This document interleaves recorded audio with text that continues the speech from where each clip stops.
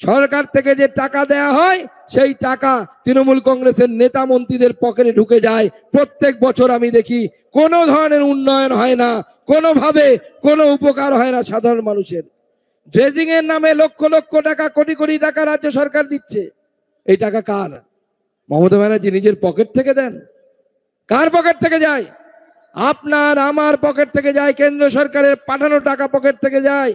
কেন্দ্র সরকার 996 কোটি টাকা দিয়েছে 15 ফিনান্স কমিশনে রাস্তাঘাট মানুষের বাড়ি জল পৌঁছে দেওয়ার জন্য, তাও রাস্তাঘাট পাওয়া যায় না, জল পৌঁছচ্ছে না।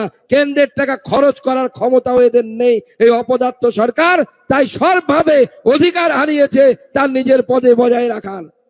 এরা চুরিতে বিশ্ব রেকর্ড করেছে।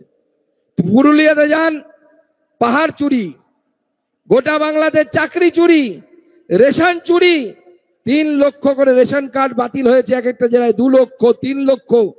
আধার জোড়ার পর দেখা যাচ্ছে সেই লোকটা নেই। তাহলে এতদিন রেশন নিত কে? ভূতে রেশন নিত এতদিন। ভূত রেশন নিয়েছে, দিনের পর দিন আপনার আমার রেশন কার্ডে ভূতের টাকা খেয়েছে।